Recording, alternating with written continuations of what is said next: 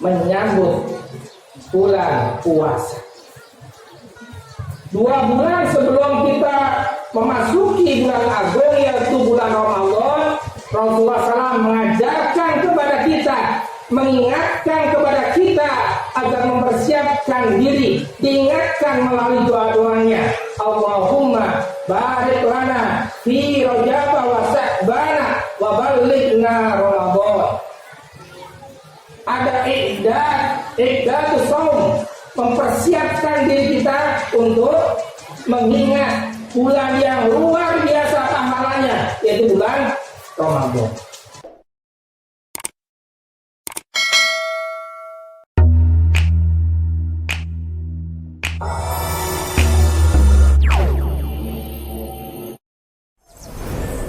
Bismillahirrahmanirrahim. Subhanalladzi asra bi'abdihi lailan minal masjidil haram ilal masjidil aqsa alladzi barakna haulahu linuriyahu min ayatina innahu huwas samiul basir. Shadaqallahul azim. Hadirin yang dimuliakan Allah SWT, sebelum kemudian kita membahas tentang Isra Mi'raj, ada 2 fenomena, ada 2 aktivitas yang sering dilakukan oleh kaum muslimin seluruh dunia ketika memasuki bulan Rajab. Yang pertama adalah menyambut bulan puasa. 2 bulan sebelum kita memasuki bulan agung yaitu bulan Ramadan, Rasulullah SAW mengajarkan kepada kita, mengingatkan kepada kita agar mempersiapkan diri, diingatkan melalui doa-doanya. Allahumma barik lana fi Rajab wa Sya'ban wa ballighna Ramadan. Ada iqdatu shaum, mempersiapkan diri kita untuk mengingat bulan yang luar biasa pahalanya, yaitu bulan Ramadan.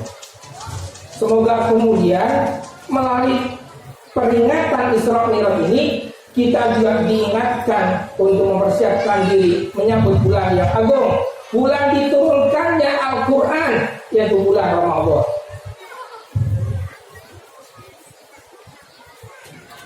Peristiwa Isra dan Mi'raj digambarkan oleh Allah SWT dalam surat Al-Isra surat 17. Peristiwa ini dilatar belakangi dengan sebuah kejadian-kejadian. Kejadian itu salah satunya digambarkan, dideskripsikan dalam surat An-Nahl surat 16, dan kemudian nanti akan saya coba kemudian sambungkan dengan surat Al-Kahfi surat 18. Ya insya Allah bapak-bapak, ibu-ibu, semoga semuanya sudah hafal surat Al-Kahfi.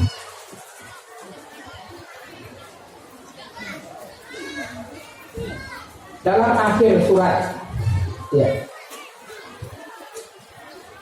An-Nahl ayat 127, Allah SWT mengabarkan, wasbir wa ma sabruka illa billah wa la tahzan alaihim wa la taqulu dhaiqi mimma yanfurun.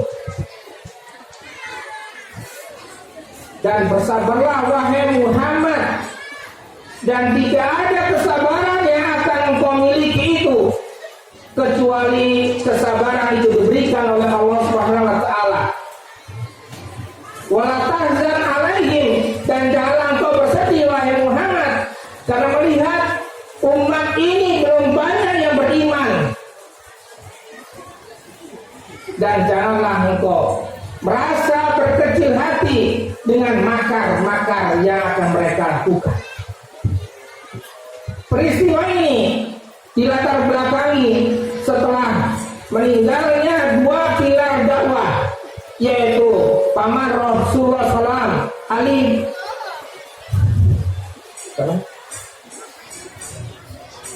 Abu Thalib sebagai tokoh Quraisy yang kemudian menjadikan Rasulullah SAW aman dari serangan-serangan, cacian-cacian, siksaan-siksaan kaum musyrikin.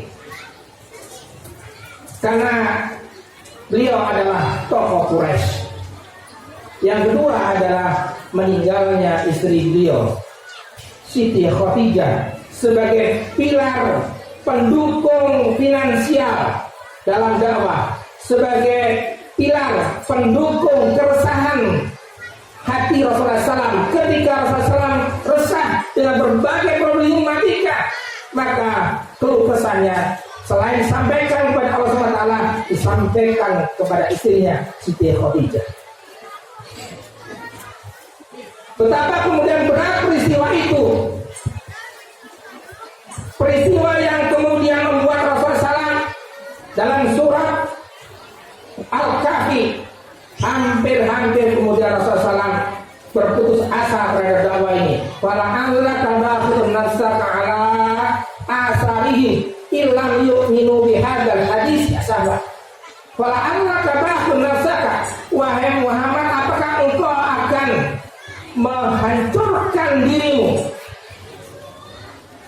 karena melihat kaum ini tidak ada asarnya, tidak ada dampaknya, tidak ada hasilnya dari apa yang telah engkau sampaikan di hadal hadis, ya sahabat.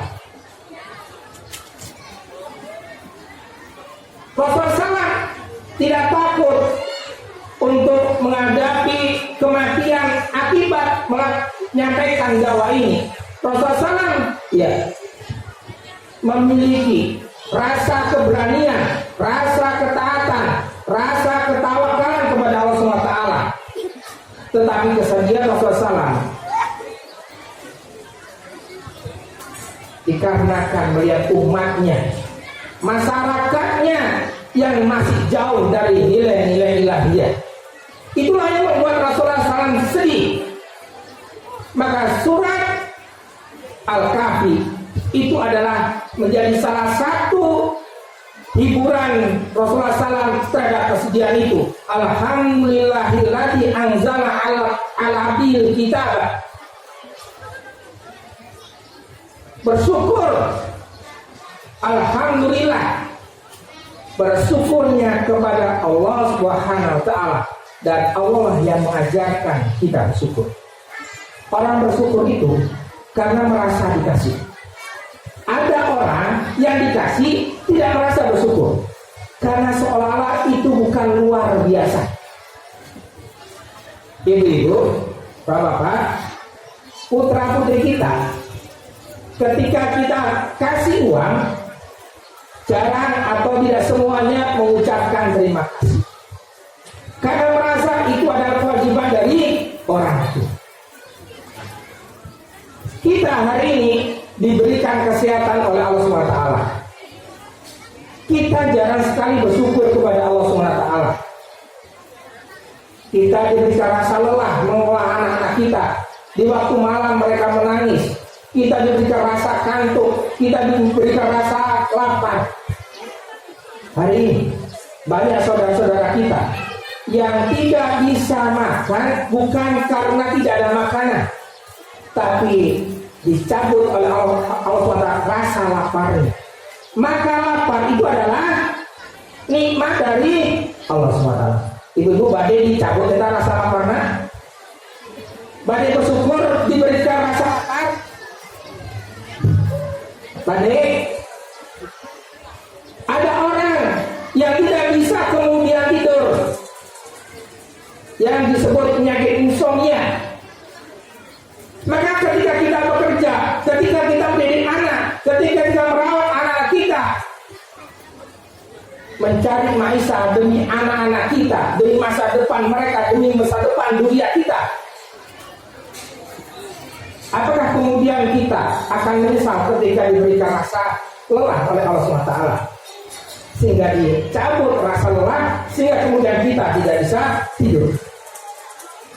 Badai ibu-ibu dicabut. Betapa itu adalah nikmat dari Allah Subhanahu wa Ta'ala. Ini luar biasa. Ada banyak hal yang luar biasa, tetapi tidak dianggap kita luar biasa. Makanya Allah sendiri mengajarkan, alhamdulillahilladzi anzala ala abdihi kitaba wa lam yaj'al lahu iwaja. Bersyukurlah ya.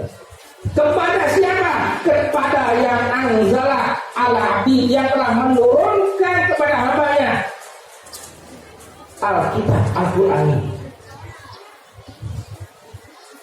Al-Quran yang lam iwaja, yang tidak ada kebengkokan.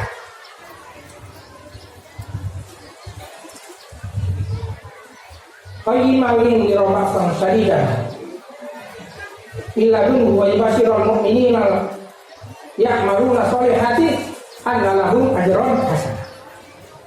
Ini adalah yang lurus. Fungsinya adalah yang pertama, liung dirobaksan syadidan, memberikan peringatan. Baksan syadidan, peringatan yang sangat keras. Kalau kemudian anak kita nakal, ya mohon maaf ya, kadang-kadang ya di cubit kecil itu tidak kapok, tidak merasa takut ya. Maka kemudian kadang-kadang ya karena dia tidak sholat, Rasulullah SAW memerintahkan memukul yang terasa, tetapi tidak boleh pada tempat-tempat yang membahayakan bagi anak-anak. Maka kadang-kadang manusia itu tidak cukup dengan diperingati dengan sesuatu yang sederhana, yang biasa.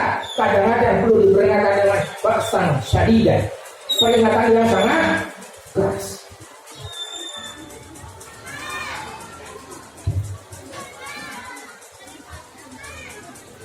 Dan memberikan kabar gembira.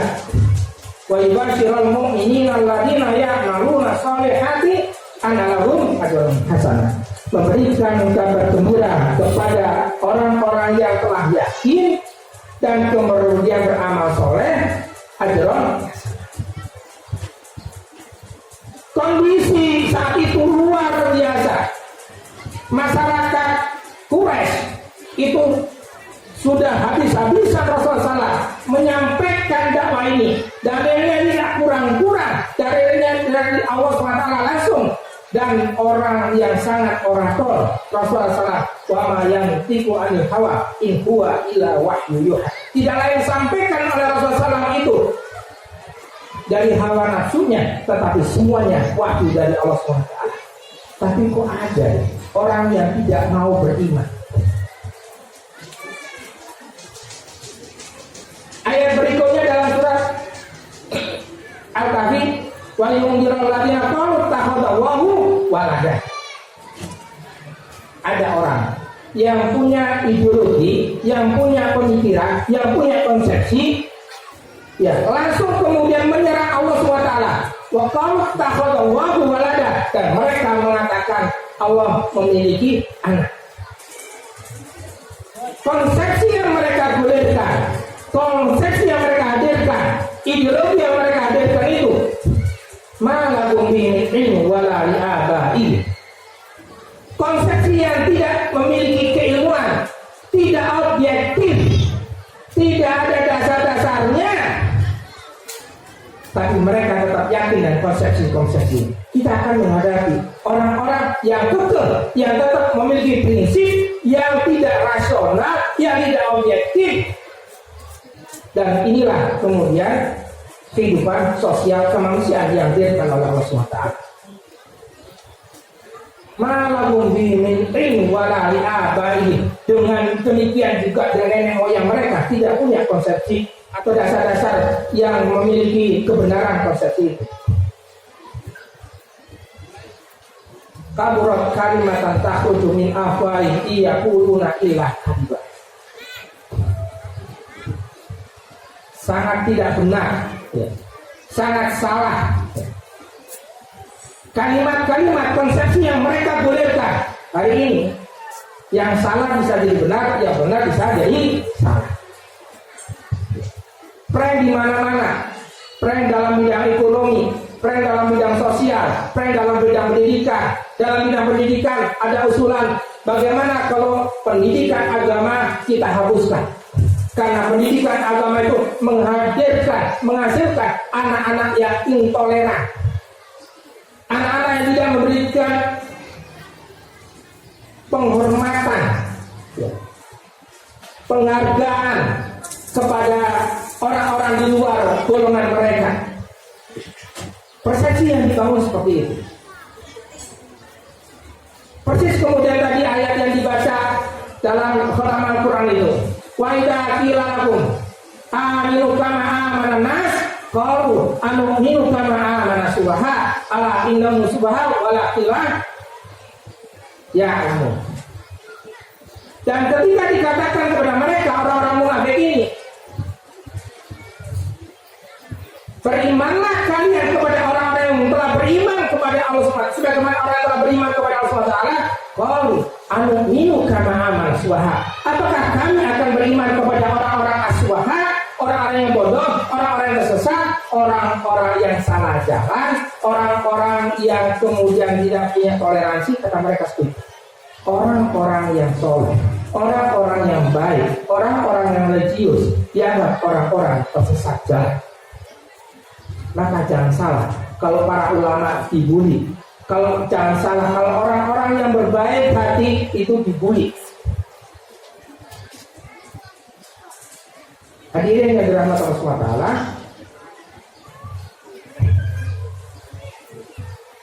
kejadian yang begitu berat dialami oleh Rasulullah SAW, ya, selain Allah SWT menghibur dengan surat Al-Kahfi, kejadian yang jauh lebih berat daripada Rasulullah SAW, karena di sana ada Ashabul Kahfi yang tetap mengatakan Rabbuna Rabbus samawati wal ard, menyampaikan kepada raja yang sangat jahat, raja yang tidak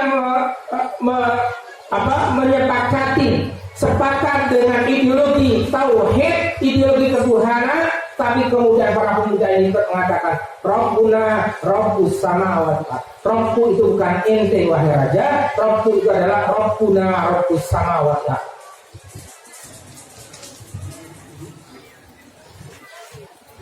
Selain kemudian surat Al-Kahfi, maka Allah SWT menurunkan surat Al-Isra. Kita masuk di surat Al-Isra. Jadi surat